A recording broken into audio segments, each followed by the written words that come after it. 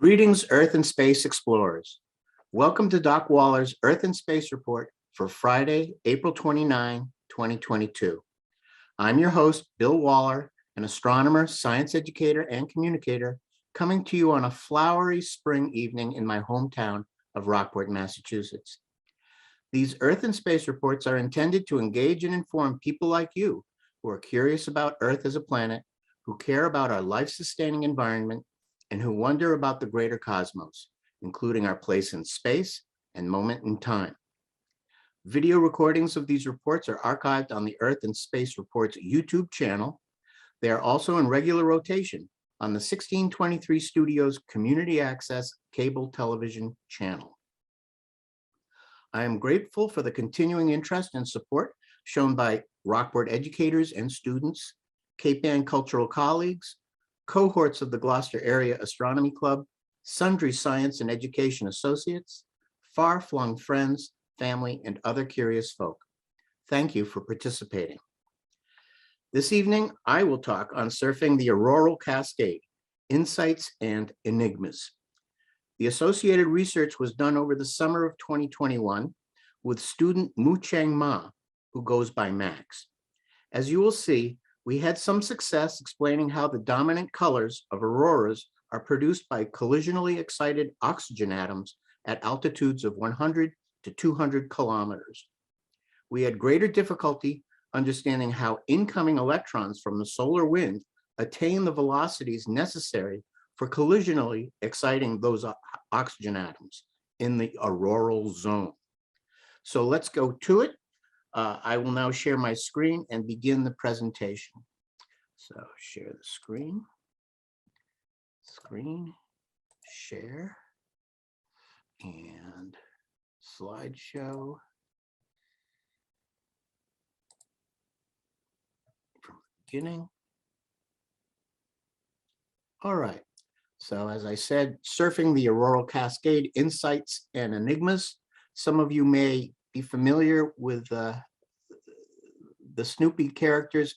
I've actually used them in the past.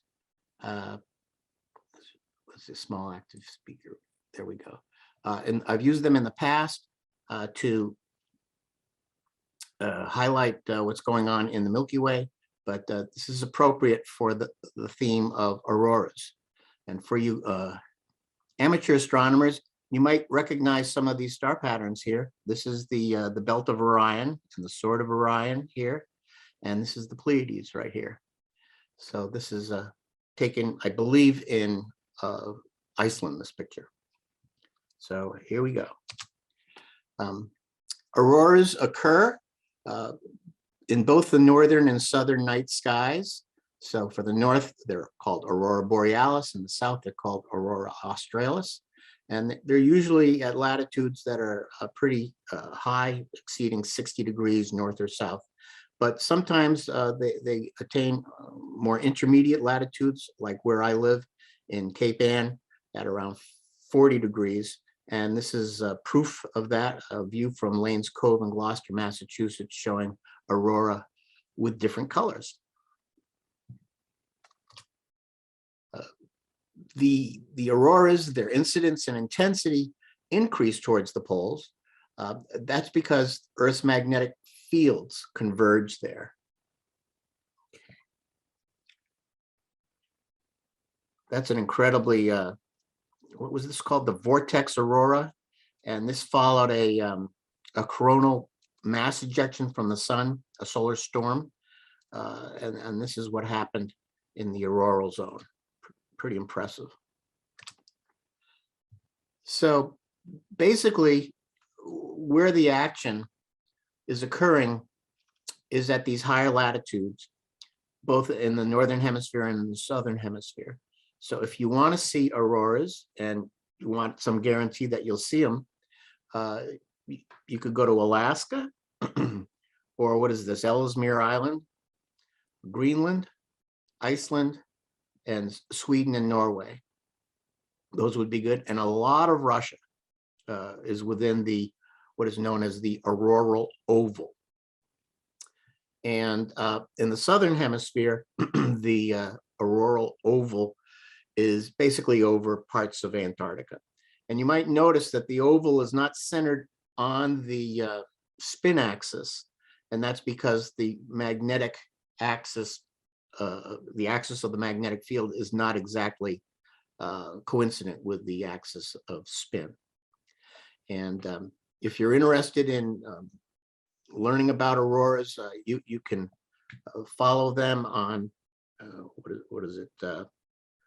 Aurora, what is it? spaceweatherlive.com or spaceweather.com, and you can even receive Aurora alerts.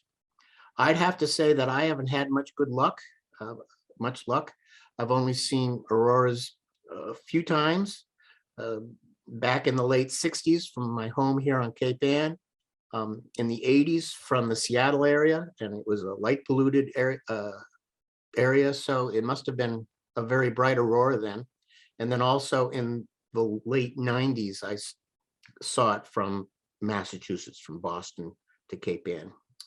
So I haven't had that much good luck. A bucket list, as Eleanor said, to go someplace where you're guaranteed to see auroras. You have to go there at night, and of course that's a special time of year, so close to the poles. So it would have to be in the December period in the southern hemisphere, and in the December period in the northern hemisphere. The months around December and the months around June for the southern hemisphere. You want to be there at night. So not only do auroras have interesting structures and colors, but they also move in real time in response to changing currents of charged particles along these magnetic field lines. And it's these currents of charged particles that move around as the magnetic fields do too. And let's see if I can show this video from the International Space Station. And here we go.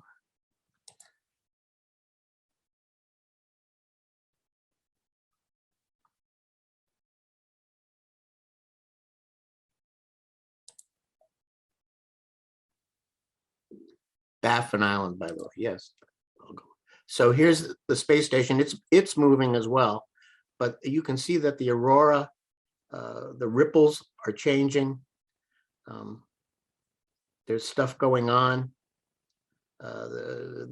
This whole part of the atmosphere, this transitional part of the atmosphere from the molecular lower atmosphere to the ionized plasma upper atmosphere is very dynamic.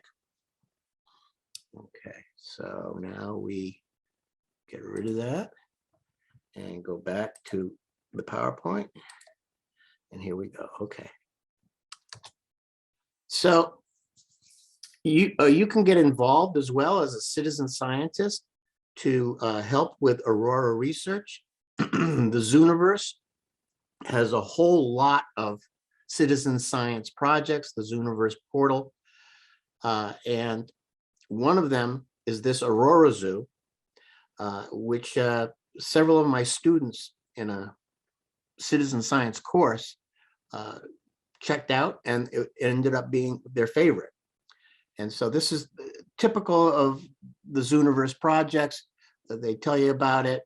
You have a place to classify various phenomena based on what you see. You can interact with others, including scientists, in the talk function. So it's all there. It's a pretty neat way of getting involved, and you don't even have to.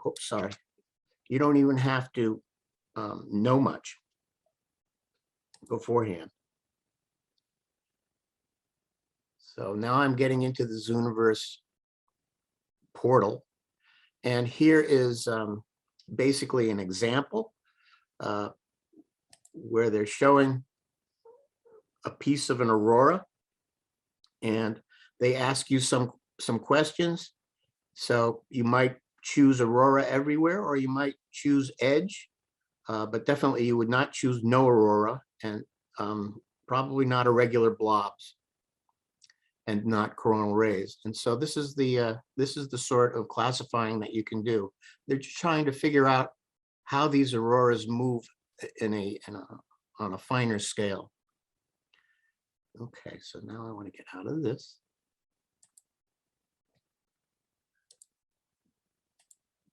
All right. So to understand more, you have to dig deeper, and you have to really get a hold of what is causing the aurora in terms of these subatomic particles that are being emitted by the sun in the form of the solar wind, and sometimes in the form of great storms like those coronal mass ejections. And they impinge upon the Earth's magnetosphere, which is like a protective shell produced by the Earth's magnetic field. It compresses on the inside and then kind of stretches it out on the opposite side. And it ends up, particles get in, still penetrate the magnetosphere, and they get trapped, and they can get accelerated back down towards the Earth's atmosphere. And I have another video that helps you see that.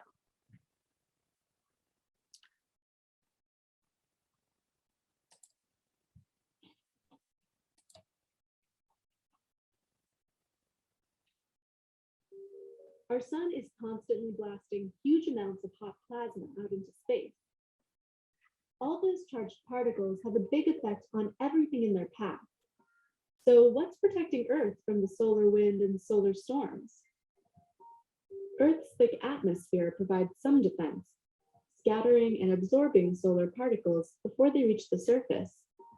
But our planet also has a secret weapon, a strong magnetic field that projects into space, mostly generated by molten iron alloys moving in Earth's outer core. The area of space where the magnetic field interacts with the solar wind is called Earth's magnetosphere. Its shape constantly changes as it's bombarded by solar particles. As positively charged protons and negatively charged electrons enter the magnetosphere, most of them are deflected around Earth, long before they reach the atmosphere. The magnetosphere really gets tested when big solar storms, carrying more plasma and traveling at higher speeds, are on a collision course with Earth. While most of the plasma is deflected, some of it gets trapped in the magnetosphere and funnels back toward Earth along field lines emanating from the poles. As charged particles from the sun collide with nitrogen and oxygen molecules in our atmosphere, they create the cosmic light shows known as auroras. The bigger the storm, the further from the poles auroras can be seen. Some storms are so big, they interfere with satellites, cause planes to alter their routes, and can create other problems. The vast majority of the time, these inconveniences are pretty minor, but the next time the solar version of a perfect storm overwhelms Earth's magnetic shield, we might not be so lucky. Yes, these sorts of storms have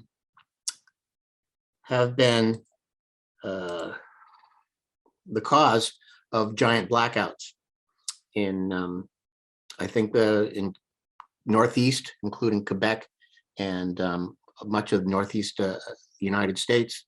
Also, it leads to corrosion of the big pipelines that are in Alaska. So, and of course, they can disrupt satellites quite a bit before they get to hit the Earth's atmosphere. All right. So this is an atmospheric phenomenon. And let me give you some context. Where you and I live and breathe is in the troposphere. The y-axis, the vertical axis, is altitude. And you can see that most of us live below the top of Mount Everest. And here, the temperature goes down with altitude. And then in the stratosphere, where the jet planes exist and the high altitude balloons can go up to. The temperature backtracks to getting warmer with height. And this is also where the ozone layer, O3, oxygen 3, which protects us from ultraviolet light from the sun. But you have to go even above the stratosphere and even the mesosphere to get to the thermosphere, where the temperature is again rising with altitude. And this is where you're transitioning from, I should go from the bottom, from molecular to atomic, and then to ionized plasma. And so this is a special transition zone where you can have both atoms of oxygen and molecules of nitrogen. And even beyond that, you have the magnetosphere, which deflects the particles towards the poles, and where they descend to lower altitudes, such as this thermosphere, impacting and exciting atoms in the thermosphere. The exciting area appears to be between 100 and 200 kilometers, which isn't shown here on this plot. All right. So Mu-Cheng Ma and I first asked a simple question. Why do most auroras appear green at the lower altitudes, shown here, and then red at the higher altitudes? The red is hard to see with the naked eye, but cameras pick it up rather well. And the first aurora that I saw, I distinctly remember red. So that's the question, a simple question. What makes the auroras have the colors that they do, the typical colors? So it didn't take long for us to learn that the auroras are produced by the spectral line emission from oxygen atoms in particular. And here I show the spectrum, the spectral line, the emission line spectrum of oxygen atoms. There's a green emission, and then there's two red emissions at very specific wavelengths. This is around 550 something nanometers. And this is at around 630 nanometers. In addition to these basic green and reds, there's additional colors of blue sometimes seen, and other reds seen due to nitrogen molecules. But we have focused mostly on the oxygen.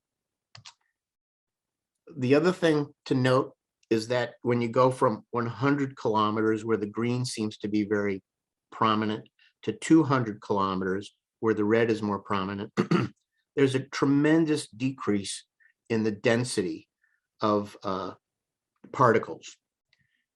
This horizontal axis is the particle density. So you go down from basically 1 trillion particles per cubic centimeter to about 10 billion particles per cubic centimeter in this mesospheric area, this thermospheric area, this zone.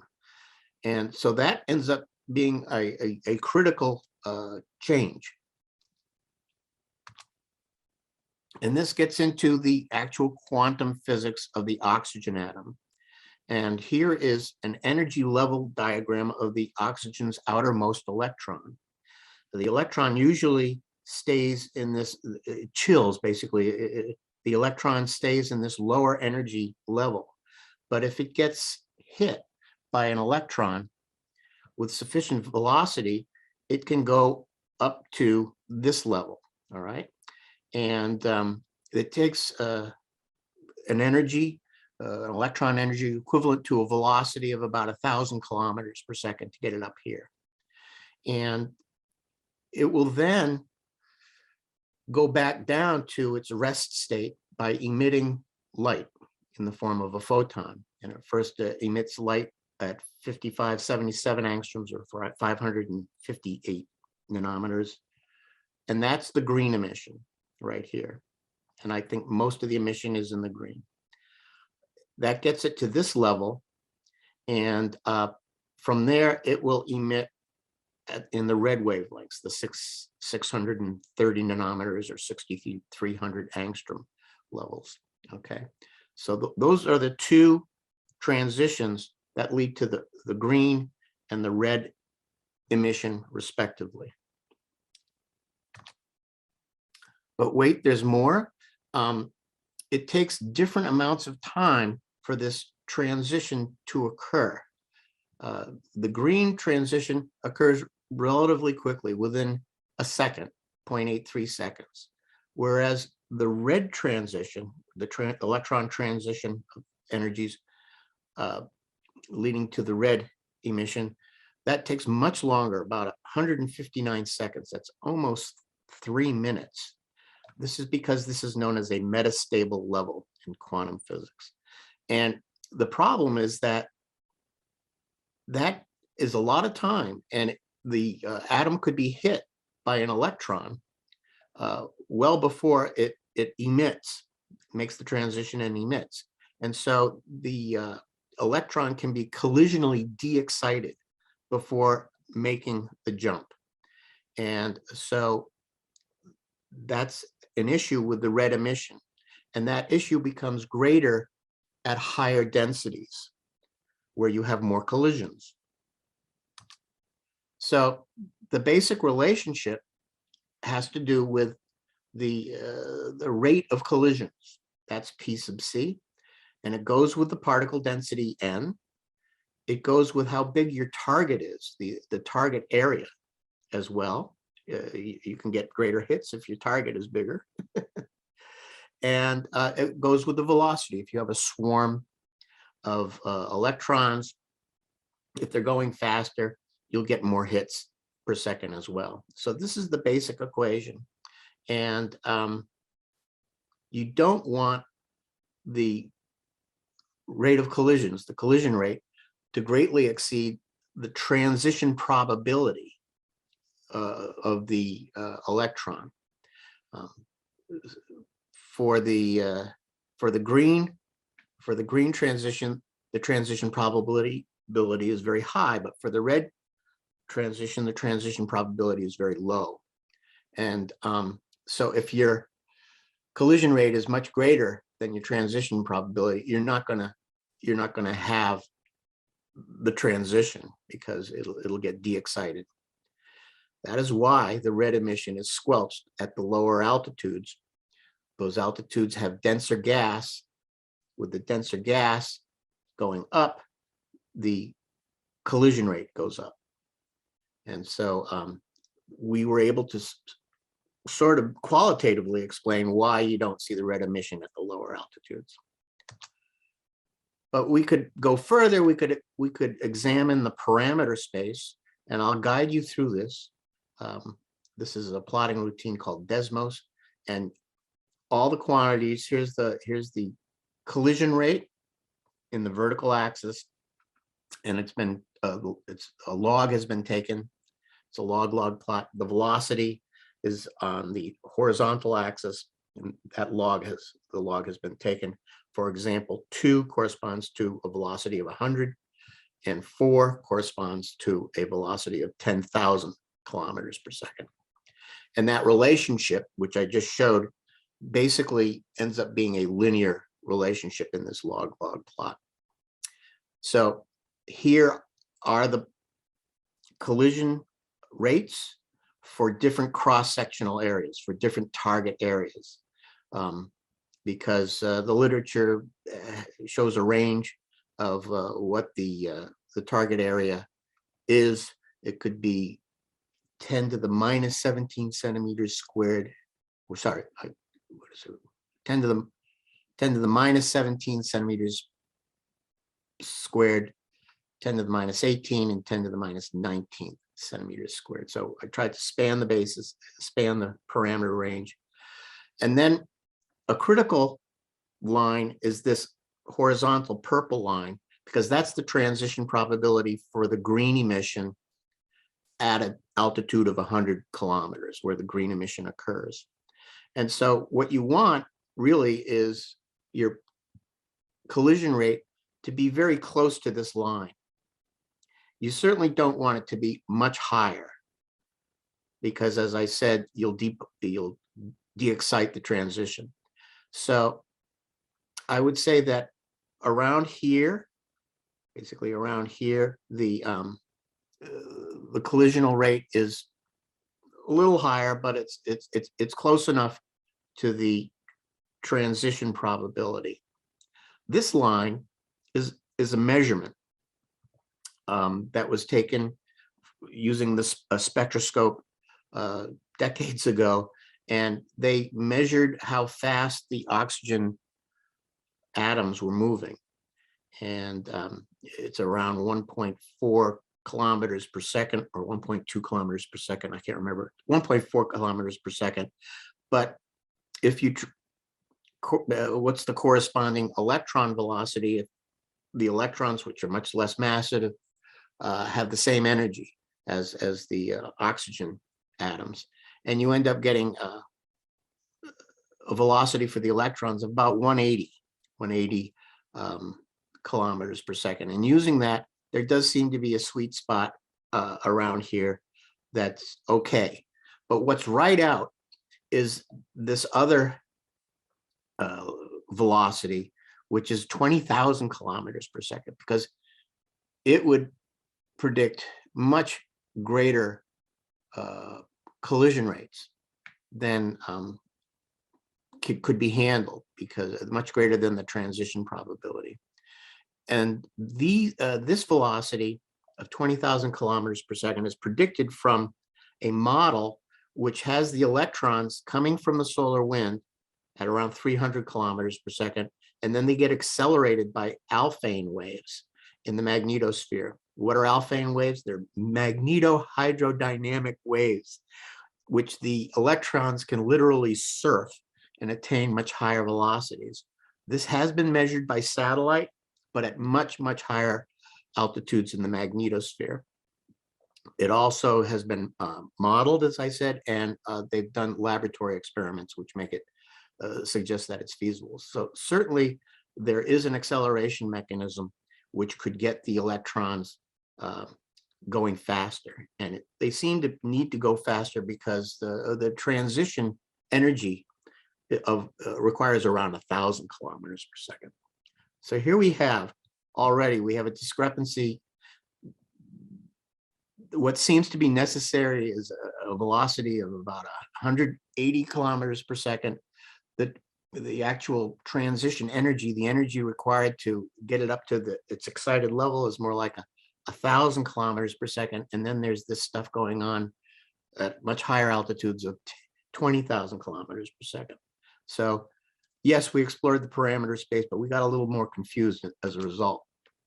The same thing can be seen here with, this is the red emission at the higher altitude of 200 kilometers per second. It has a much lower transition probability, 6.3 times 10 to the minus 3. That's this purple line way down here. Compare that with what the green transition probability was way up here. And again, we see that the lower velocities seem to be most compatible with intersecting the collision rates at reasonable rates, not too much greater than the transition probabilities. So this diagram does explain why you don't see the red emission at the lower altitudes, because the green emission would have a much greater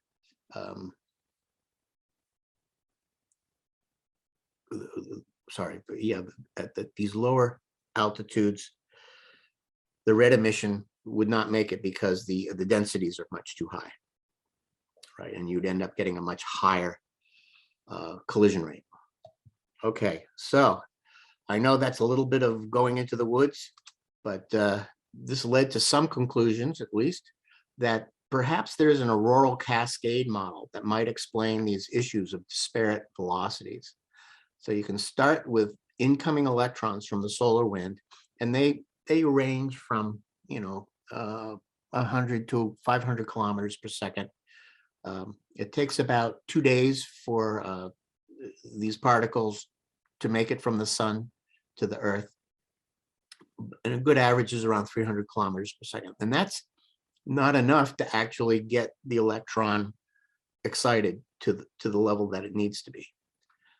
Then possibly there's this acceleration at the upper levels, upper magnetospheric altitudes, accelerate those electrons to 20,000 kilometers per second. There's good models and some measurements in favor of that. But then that's just too high. So perhaps the electrons then precipitate to lower altitudes and higher densities where they acquire lower velocities. For example, 1,000 kilometers per second for the excitation mechanism. And the remaining energy of the collision between the electron and the oxygen atoms might be enough to jostle them to the observed velocities of 1.4 kilometers per second. And if that's in an energy equilibrium with the electrons, then you could get your electron velocities to 200 kilometers per second. But there's a lot of gaps. There's a lot of holes in this scenario. And so more investigations are needed. First off, the spectroscopic measurements that we were able to find go back decades. Basically, you get a spectroscopic line like I showed early on, and you measure its width, and the width gets broadened as the velocities increase. It's Doppler broadening, similar to the Doppler effect with sound. It also occurs with light. And from the Doppler width, you obtain the velocities of the atomic oxygen. And as I said, the data, these measurements are old. I think they need to be redone and redone with better instrumentation that's now available. We were not able to find anything newer than what we got, decades old. So that would tell you about the oxygen atoms in the auroral zone. And then it would be very helpful to actually get velocity measurements of the atoms in situ, and the electrons as well at these auroral altitudes of 80 to 300 kilometers. But this is a tricky business. This is very difficult because you're above the balloon altitudes. You can't get up here with balloons, and you're below the satellite altitudes. And so it's a special zone where it's difficult to get a probe where you need. Probably sounding rockets are probably the best way to do it. I'm not sure, but that would be a wonderful thing to have. And then finally, get some better verification of the electron acceleration via those alphane waves that occur at higher altitudes in the magnetosphere, and evidence for this precipitating cascade to lower altitudes and lower electron velocities. So that's what's necessary to fill in these gaps. And perhaps the biggest thing is to try to actually get in situ measurements of the atoms and the electrons. So basically that's it. That's all I have for you. If you want, I could email you the paper that this is based on. But in the meantime, I thank you for your attention, and I hope that you get to see some auroras soon yourself. Okay. So now I'm going to stop sharing. Where is that?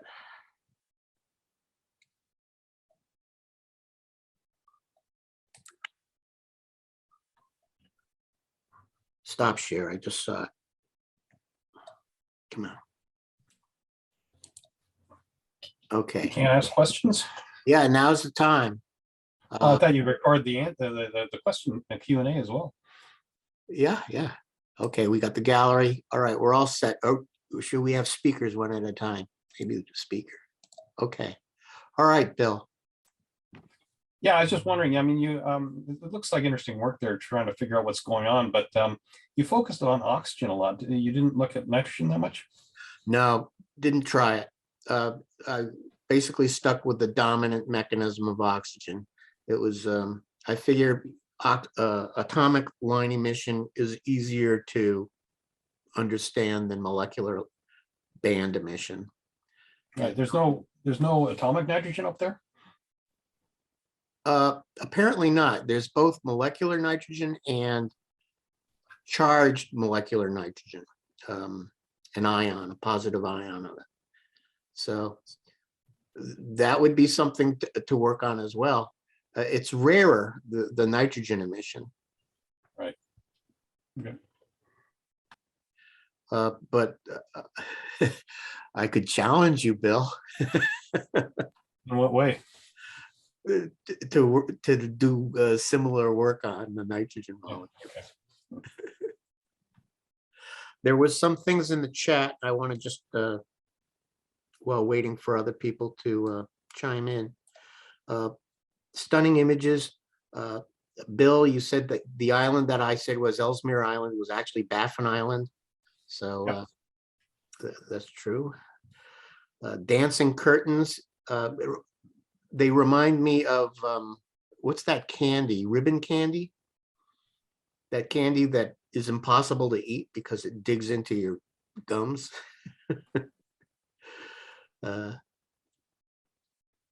And here you have, you're guessing that the Zooniverse projects help to train artificial intelligences that will take over eventually.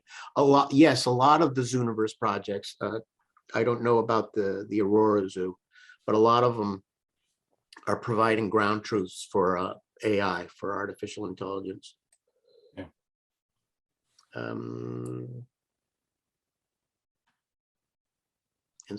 And you're thinking that there's a collision between the high energy electrons and those of the atoms and molecules of the atmosphere. Yeah, well, you were just talking about, when you're explaining the mechanism for the excitation of those spectral lines, there are basically two colliders. Well, the two sets of colliders, one of the atoms of molecules, which Right. can give you sort of a thermal equilibrium of distributions. And then there are high energy electrons coming in, which give you these high energy lines, these higher energy lines. Yeah. Yeah. So, okay, good. All right. Any other folks want to chime in? Anybody have any tales of auroras? When I traveled to Asia, I had a chance to see auroras from the airplane for hours, and it was almost hypnotic. Going over Alaska, coming down over the Kamchatka Peninsula to Japan or Taiwan or Korea. It was just a beautiful display every time the flight took that route. I thought the sun having CMEs with material, now that was coming from a plasma, and it's not electrons, that would be ions, wouldn't it? I mean, ions of material, and that interacts with the Earth's field and creates electron discharges that come into the atmosphere to interact with the gas at different altitudes. Is that what you got it put together like that? Well, that's what I thought mostly, that it wasn't the same particles that were colliding with the atoms in the atmosphere. That you initially have this plasma from the sun. Yes, it's both ions and free electrons, and most of the ions are protons. Maybe I thought the plasma from the sun would be a hydrogen helium. That's it. Plasma. Right. So you have the hydrogen nuclei, which is the proton, and then the helium nuclei, which is which is two protons and two neutrons. They're coming at us, but also the electrons, so that the net charge of the entire plasma is zero.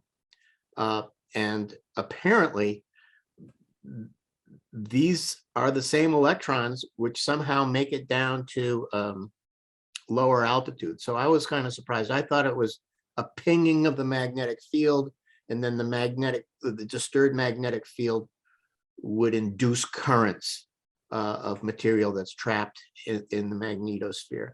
So It's like snapping rubber bands, where, you know, the magnetic reconnection sort of snaps and comes back down, right? right. And there is in the literature the phrase secondary electrons. And so that's subject of further investigation. We were not able to get to the bottom of it. And, you know, I wish I could get a real auroral research here to set us straight. It's great to listen to all of this. Thank you. It's a neat mystery. It's a very magical little zone that we occupy, and the currents are powerful. Apparently, they're enough to power a city like Toronto. You gotta harness it. Yeah. Anybody else have any Aurora stories? Mostly from my. I do have one. Yeah. Sorry. And sorry I was late. I was working on something. It happens. With NSAC, we went up to, we used to call them the Frozen Toes Star Party up in Maine, this field in Maine. And I had my 18 there, and they had the 36-inch F5 Dobsonian there, Godzilla, and some very expensive refractors. And it was a beautiful night. And we had all this equipment out in the field, and all of a sudden our darkness went away. We thought, what is that? We drove all this way. We thought those lights coming on in the next town over or something. And then it turned to the red and green sheets and the going across the sky. And the memory that I take with me from that, and the point of this whole exercise, is just the sight of all those people wandering around, $150,000 worth of expensive astronomy equipment lying fallow, Right. while all these astronomers walked around gazing up, practically drooling, going, ooh, ooh. So that's my story. Do you remember the date? No, I don't. I know it was really cold. Maybe that's why you don't remember the date. Oh, that could be. Dan? Dan? Yeah, I saw several up in Iceland 4 years ago when I was up there. Oh, I mean, you just walk outside and there it is. even in the city? Yeah, even in the city. Well, the city's not that bright. Oh, good. There are lights, but it's not that bright. And were you able to see any color? Just green. Screen. So cool. And also on the plane there and back, you can see Oh. it for quite a while. Oh, I wanted to ask both you and the other fellow, was the aurora as seen from the plane above you or below you? It must have been above you still, right? Yes. Yeah, the plane doesn't get up that high. Yeah. Okay. All right. At least that makes sense. It must be wonderful observing the aurora from the space station. That must just be Oh. incredible. Now you're looking down on it at that point. Yeah.